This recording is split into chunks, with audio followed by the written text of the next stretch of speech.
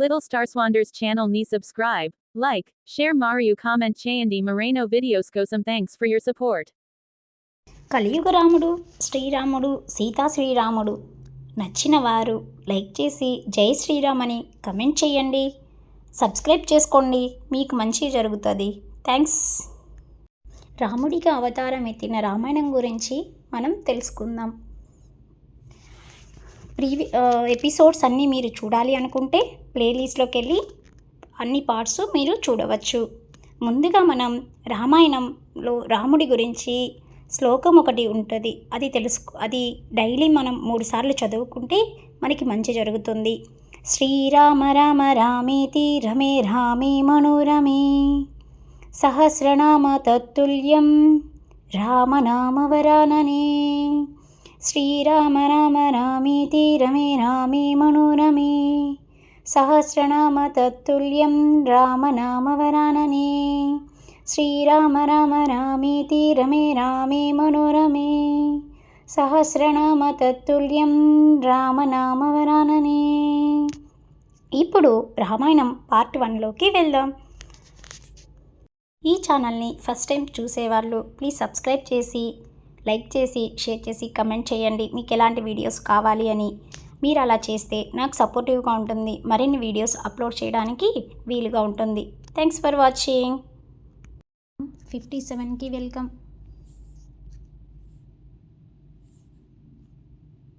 Previous episodes చూడాలనుకున్న వారు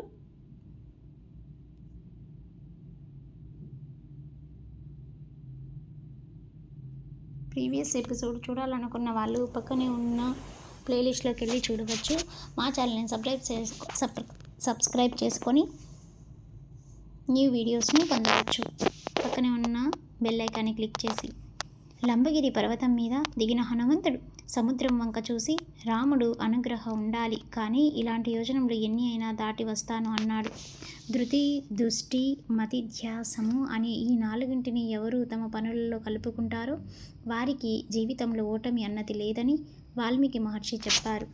ధృతి అంటే పట్టుదల, దృష్టి అంటే మంచి బుద్ధితో ఆలోచించగల సమర్థత, మతి అంటే బుద్ధితో నిర్ణయించవలసినది, దాక్ష్యం అంటే శక్తి సామర్థ్యాలు. ఆ పర్వతం మీద దిగిన హనుమంతుడు విశ్వకర్మ నిర్మితమైన లంకాపట్నం యొక్క సౌందర్యాన్ని చూసి ఆశ్చర్యపోయాడు. ఈ లంకాపట్నమును సొంతం చేసుకోవడం ఆ దేవతల వల్ల కూడా కాదు అని అనుకొని, ఈ రూపముతో సీతమ్మని వెతకడం కష్టం కనుక పిల్లి రూపంలో సీతమ్మని వెతుకుతాను అనుకున్నాడు. చీకటి పడ్డాక ఆయన పిల్లంతా స్వరూపాన్ని పొంది లంక యొక్క రాజద్వారం దగ్గరికి వెళ్ళాడు. అక్కడికి వెళ్ళేసరికి వికటహాసం చేస్తూ పర్వతమంతా ఆకారంతో ఒక రాక్షస స్త్రీ కనపడింది.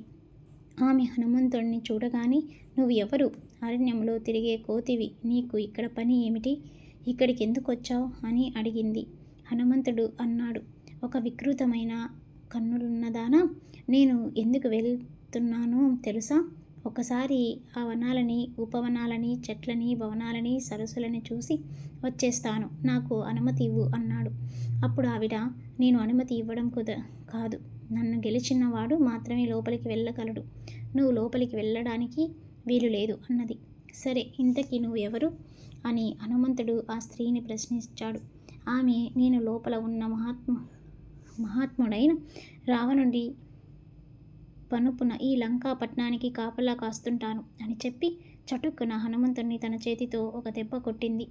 ఆ దెబ్బకి హనుమంతుడు ఎక్కడ లేని కోపం వచ్చి కుడి చేతితో కొడితే ఈమె చనిపోతుందని తన ఎడమ చేతితో ఆమెని ఒక గుద్దు గుద్దాడు. ఆ దెబ్బకి ఆమె కళ్ళు తేలేసి కింద పడిపోయింది. అప్పుడు ఆమె, నన్ను లంకిని అంటారు, నువ్వు నన్ను గెలిచావు, నేను ఈ రావణాసురుడి బాధ భరించలేకపోతున్నాను, కొన్ని వేల సంవత్సరాల నుండి నన్ను విసిగిస్తున్నాడు. ఒక వానరుడు వచ్చి నిన్ను గెలిచిన నాడు నీకు ఈ రావణుడి గొడవ వదిలిపోతుంది అని బ్రహ్మగారు నాకు వరం ఇచ్చారు. ఇప్పుడు నాకు అర్థమైంది, ఈ లంకలోని రాక్షసుల పని రావణుడి పని అయిపోయింది. ఇక నువ్వు లోపలికి వెళ్ళి సీతమ్మని కనిపెట్టు అని రాజద్వారం తెరిచింది. హనుమంతుడు అక్కడున్న గోడ మీద నుంచి ఎగిరి లోపలికి ఎడమ కాలు పెట్టి దూకాడు. లోపలికి వెళ్ళి ఆ లంకాపట్నాన్ని చూడగా ఇది గంధర్వ నగరమా అన్నట్టుగా ఉన్నది. అక్కడున్న మేడలు, స్తంభాలు బంగారుతో చేయబడి ఉన్నాయి. అన్నిటికీ నవరత్నాలు తాపడము చేయబడి ఉన్నాయి. స్ఫటికమణులతో మెట్లు కట్టబడి ఉన్నాయి. ఎక్కడ చూసినా దిగుబడి వాగులు, సరోవరాలు. ఆ ప్రాంతం శోభిల్లుతున్నది. ఆ ప్రాంతం చెట్లతో, పక్షులతో, పళ్ళతో, నెమళ్ళ అరుపులతో, ఏనుగులతో, బంగారు రథములతో అత్యంత రమణీయంగా ఉన్నది.